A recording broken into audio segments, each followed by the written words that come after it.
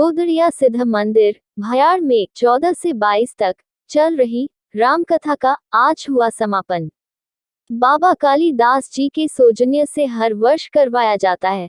बाबा रामदास जी की पुण्यतिथि के उपलक्ष्य पर कथा का आयोजन उपमंडल भोरंज के तहत गोदड़िया सिद्ध मंदिर भयाड़ में हर वर्ष की तरह इस वर्ष भी बाबा रामदास की 19वीं पुण्यतिथि के उपलक्ष्य पर 14 नवंबर से 22 नवंबर तक राम कथा का आयोजन किया गया था, जिसका आज समापन हुआ और विशाल भंडारे का आयोजन भी किया गया।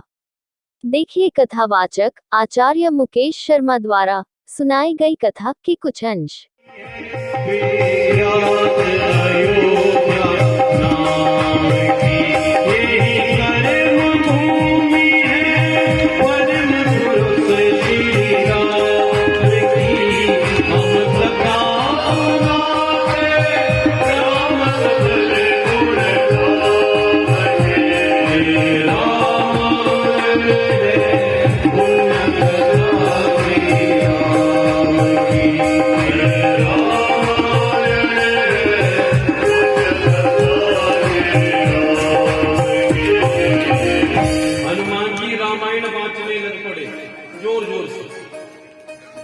और जब रामायण की कथा हनुमान जी बोलने लगे तो माताओं सज्जनों लक्ष्मण जी शांत होने लगे और हनुमान जी लक्ष्मण जी की तरफ नहीं गए, सुग्रीव के भवन की ओर बढ़े तो पीछे पीछे अनुगमन करने लगे लक्ष्मण जी और ले जाकर पहुंचा दिया सुग्रीव के कक्ष में।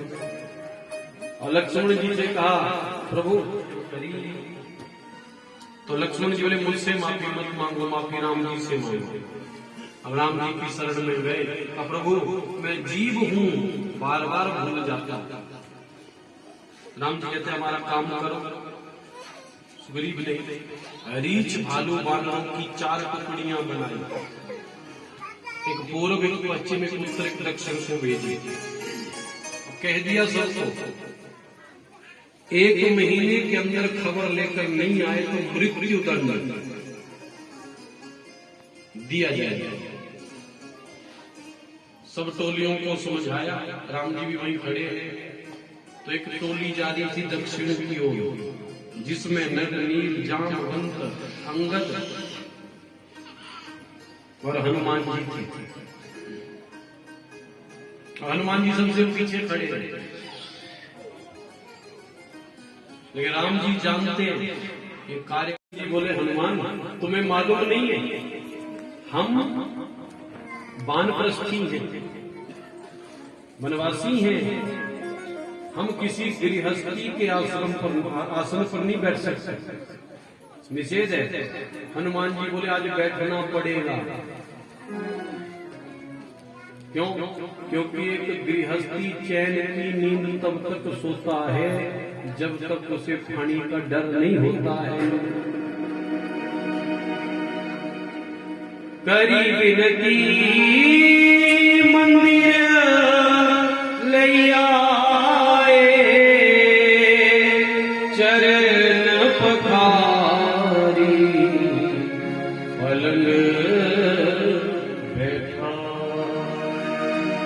बैठना पड़ेगा सुग्रीव के आसन पर जहां सोता है, सही है। अब आप ही विचार कीजिए, जिस बिस्तर पर हम रोज सोते हैं, सिराहने किसी दिन सांप निकल जाए, कितने दिन नींद नहीं आएगी उस बिस्तर पर? बोलो 6 महीने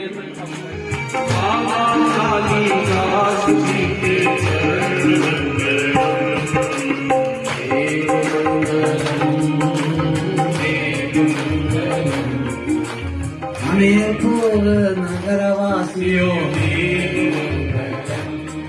हमीरपुर नगरवासियों मेरे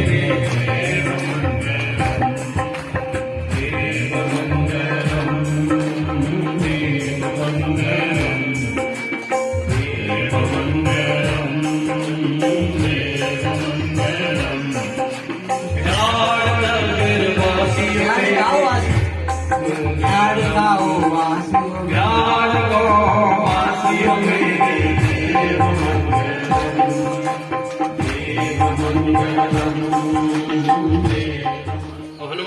को ही क्यों चुना राम जी ने? क्योंकि एक गृहस्थी को आप कोई बात बोलोगे ना कहने के, तो वो तुम्हारी बात कम और अपनी बात जोर से बोलो ज्यादा बोलेगा। लेकिन किसी साधु को कहोगे तो वो वही बोलेगा जो तुमने कहा, क्योंकि उसके अपनी जिंदगी में तो कोई दुखड़ा है ही नहीं। तो इसीलिए हनुमान जी को चुना। मुद्रिका दी, अब हनुमान जी सोचे कहाँ रखो मुद्रिका। राम जी की मुद्रिका हाथ में पहन नहीं सकता, इसलिए हनुमान जी ने मुद्रिका रख ली मुख में, और मुख में राम नाम अंकित मुद्रिका रखने का एक ही भाव है, मेरे मन में सदा।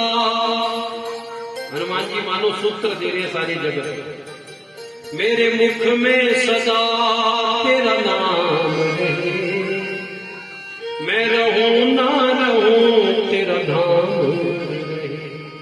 जब बिंदु अदालत में पहुंचूं, तेरे भक्तों में मेरा भी नाम रहे, तेरे भक्तों में मेरा भी नाम रहे। मणिमुद्रिका लेकर हनुमान जी ने मुख में रखी, चली चारों टोलियां सीता जी की खोज में। सब ढूंढने गए लेकिन किसी को कोई खबर नहीं मिली। इधर महीना हनुमान जी के पेड़ पर चढ़े, पेड़ पर चढ़कर देखा तो एक जगह से पक्षी उड़ रहे थे। जहां पशु पंछी रहते हैं ना माता सज्जनों, वहां पर जल होता है। ये तरीका है ढूंढने का, क्योंकि ये भी तो जल पीते ही हैं। हनुमान जी ने देखो उस तरफ पशु पंछी उड़ रहे हैं, दौड़े वहां गए तो वहां को गुफा में प्रवेश करना था। तो दल के नायक थे अंगद बोले मैं अंदर नहीं जाऊंगा। क्यों? का गुफा के विषय में मेरा अनुभव खट्टा।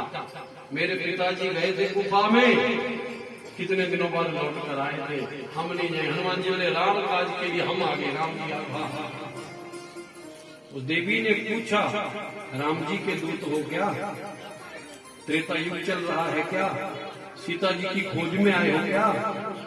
हनुमान जी बोले जी माता जी। बोले फल खाओ, जल पियो, फिर मेरे पास आओ, मैं बताती हूँ सीता जी कहाँ है। सबने जल पिया, फल खाए, सुधा दोष की निवृत्ति करी और आकर देवी जी के चरणों में बैठे। हनुमान जी पूछे देवी जी आपको कैसे पता चला कि राम जी के दूत हैं? स्वयं प्रभा ने कहा मेरे गुरु ने कहा था कि जिस दिन राम जी के दूत आएंगे उनको सीता जी की खबर बता देना, तेरा तप पूरा हो जाएगा। बोले भक्तवत्सल भगवान की। स्वयं प्रभा अपने ही तपोबल से प्रकाशित हो रही है। पूछा स्वयं प्रभा ने कैसे ढूंढ रहे हो सीता जी को? आंख खोल के बंद करके? सब बोले आंख खोल के ही ढूंढना पड़ेगा, बंद करके कौन ढूंढेगा? स्वयं प्रभा कहती सीता है भक्ति का स्वरूप। आंखें खुली रहेगी तो संसार में भटका देंगी, आंख बंद होगी तो तुम्हारे इष्ट की छवि हृदय में चिपक जाएगा। सब आंखें बंद करो। सबने आंखें बंद की और आंख बंद की, उन्हें झूठ मूठ में की, लेकिन हनुमान जी ने पूरे आदर के साथ दृढ़ विश्वास से आंखें बंद करी। स्वयं प्रभा ने वहां से उठाकर सबको समुद्र के किनारे पहुंचा। और महीना बीत गया, अंगद रोने लगा, यहाँ न सुधी, यहाँ न सीता जी की सुधी मिली, यहाँ न सुधी सीता के पानी, वहां गए मारही कबीरा। यहाँ सीता जी की खबर नहीं मिल रही और बिना खबर लिए गए तो मुझे तो पक्का मार देगा मेरा चाचा। मुझे तो तभी मार देता जब मेरे पिताजी मरे थे, लेकिन राम जी ने बचा लिया। और उसी समय एक संपाति नाम का गीध, तुझे कुछ हो गया तो तेरे बिना तेरे राम भी जिंदा नहीं रह पाएंगे। लक्ष्मण माता सुमित्रा के तो दो, तो शत्रुघ्न के भरोसे जी लेगी, लेकिन कौशल्या के तो मैं ही हूँ, तेरे वियोग में मैं ही नहीं रहा, तो मेरी माता कौशल्या किसके भरोसे? एक एक भगवान का निवेदन सारी की सारी सेना को सब देखने गगन की तरफ हनुमान आए कि नहीं आए। माता से जो उसी समय हनुमान जी का आकाश मंडल में प्राकट्य हुआ। जहां मर्जी बोले प्रभु आ गए हनुमान जी आगे पर्वत उठा के हनुमान जी आ रहे सबके अंदर नव चेतना का संचार हुआ। हनुमान जी जैसे ही आकर सामने उतरे हर श्री राम बेटे हनुमाना हर श्री राम बेटे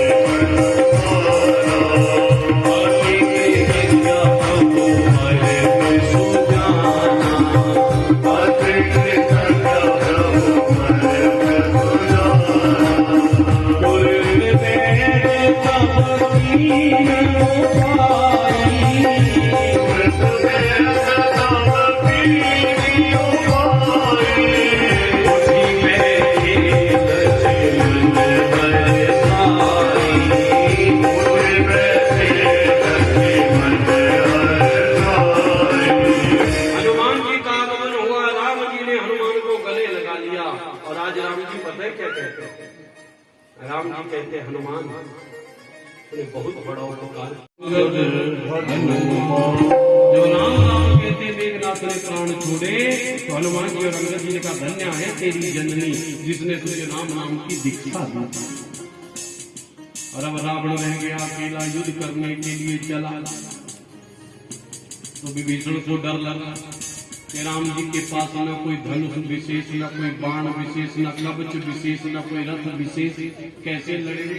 राम जी बोले संयम और नियम मेरी अचूक ढाल है और मर्यादा मेरी तलवार है इसके सामने कोई भी रावण टिकने वाला नहीं। अब रावण आया युद्ध करने के लिए राम जी को ललकारने लगा रहे तपस्वी ये मत सोचना रावण की सेना को मार डाला मुझसे भी जीत जाएगा। रावण की 20 भुजाएं जब युद्ध क्षेत्र में फड़फड़ाती हैं तो बड़े बड़े योद्धाओं को भागते हुए मार्ग नहीं मिलता। राम जी बोले रावण को कहीं बोलते ही करते कुछ नहीं। आम में बौर भी आता है फल भी होता है कहीं बोलते भी है करते भी हैं। कटहल में बौर नहीं आता डायरेक्ट फल ही लगता है कहीं सीधा करते हैं तो किस श्रेणी का है।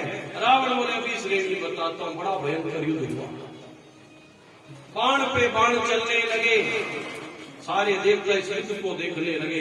ये धर्म युद्ध चल रहा था और रावण को बार बार राम जी की 31 बाण इकट्ठे मारे लेकिन रावण ना मरे। विभीषण ने आकर कहा प्रभु रावण की नाभि में अमृत कुंड है जब तक नाभि के अमृत कुंड का शोषण नहीं करोगे तब तक रावण मरने वाला नहीं है। अब राम जी ने 31 बाण इकट्ठे संधान किए 31 बाण इकट्ठे छोड़े भोलेनाथ को याद करके और जैसे ही बाण गए 10 ने उड़ाए 10 सिर 20 ने उड़ाई 20 भुजाएं और 31वां बाण लगा जाकर नाभि में और रावण भी जमीन पर धराशायी होकर गिर पड़ा। बोली हरि महाराज भगवान की। रावण भी गिर पड़ा माता से और राम जी जाकर रावण के सिर के पास खड़े हो गए तो मरता मरता रावण बोलते प्रभु एक बात बताओ कौन जीता इस युद्ध में। राम जी बोले तुमको क्या लगता है कौन जीता। रावण कहता है मैं जीता। राम जी बोले कैसे। मैंने कसम खाई थी कि अपने जीते जी राम जी को लंका के अंदर प्रवेश नहीं करने दूंगा अभी लंका के बाहर ही हूं और आपके हाथों मुक्ति पाकर आपके ही धाम को जा रहा हूं। अब प्रभु आप ही बताना कौन जीता। बोले सीताराम भगवान। अंत समय में रावण ने जी भर के राम जी का दर्शन किया। राम जी बोले लक्ष्मण रावण बड़ा विद्वान है जा चरणों में जाकर खड़ा हो जा कुछ ज्ञान ले ले। तो लक्ष्मण जी ने भी ज्ञान लिया। रावण कहते हैं प्रभु मैं बल में योग्यता में ज्ञान में विज्ञान में हर क्षेत्र में आपसे आगे था लेकिन मेरी हार एक ही कारण से हुई और आपकी जीत भी एक ही कारण से हुई। आपका भाई आपके साथ था और मेरा भाई मेरे विरुद्ध था। विभीषण तो घर का भेदी जरूर है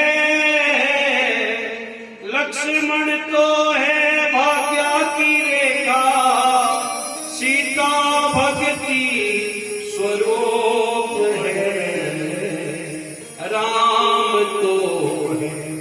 दया के सागर भरत उनके नूर हैं। सब राम जी को सजाने वाले श्रृंगार साथ में भरत नूर है राम का, लक्ष्मण भाग्य की रेखा है और सीता भक्ति है, विभीषण भक्त है। और जो राम से जुड़ गया वो तरक है। रावण ने राम राम कहते प्राण छोड़ दिए, पत्नी रोई बड़ा समझाया आप नहीं समझे। राम जी ने कहा विभीषण रावण का अंतिम संस्कार करो। अंतिम संस्कार किया गया, हनुमान जी को भेजा जाओ सीता जी को लेकर आओ। माता सीता को खबर गई, सीता जी को लेकर आए और अग्नि में से असली सीता को प्रकट किया, जो अग्नि परीक्षा कहते हैं। जो असली सीता छुपा दी थी ना राम जी ने, अग्नि से वो प्रकट हुई। जो छाया सीता थी वो बोली अब मैं कहाँ जाऊँ। राम जी बोले तुम जाओ काशी में भोलेनाथ का तप करो। तो शंकर जी का तप किया छाया सीता ने, और शंकर जी ने कहा परम द्रोही। तो उसने कहा 5 बार पति चाहिए, पति चाहिए, पति चाहिए, पति चाहिए, पति चाहिए। तो फिर शंकर जी ने आशीर्वाद दिया। तो वही छाया सीता द्वापर युग में माता द्रौपदी बनी। बोली सीताराम भगवान। सीता जी प्रकट हुई।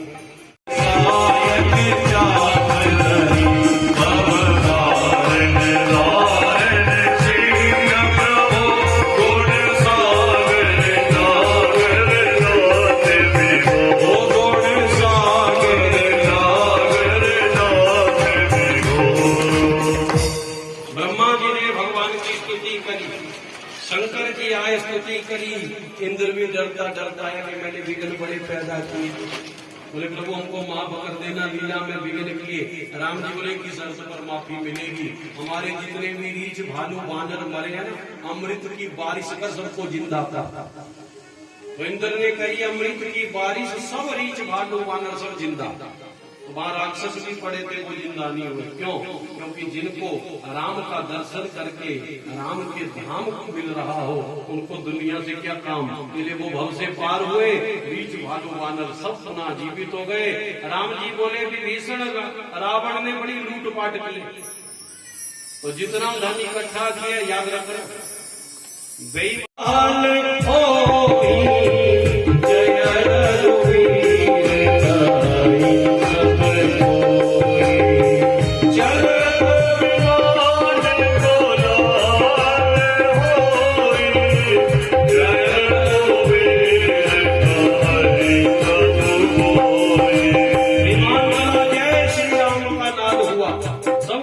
करके राम जी चले। और विमान में साथ में सीता जी तो बता रहे हैं यहाँ पर लक्ष्मण ने मेघनाथ को मारा, यहाँ पर हनुमान ने अमुक को मारा, यहाँ गद ने मारा। रावण की मैंने मारा, जिसको भी मार दिए नहीं मारती। अब विमान आकर श्रृंगवेर दौड़ा दौड़ा निखाद आया, धन्य हो गई मेरी मेरी राम जी आ गया। राम जी कहते हैं आगे कैसे कुशल हो। निखाद कहते हैं जहाँ राम 2 बार आ जाए उससे बड़ा कुशल कौन होगा। राम जी बोले केवट को बुलाओ उतराई देंगे। केवट आया। राम जी बोले भैया केवट को कहा था फिर दिल बार मोहि जो दीना सो उपहार में सिर धरे लीना। अब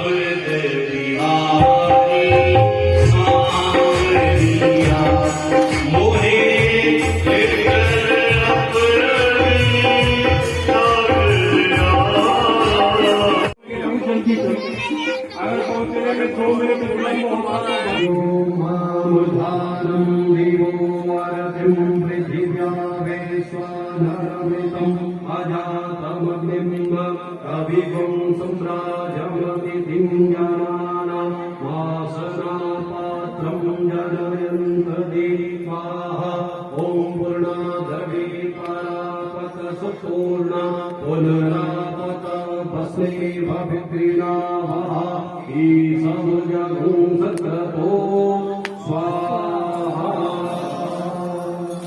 ओम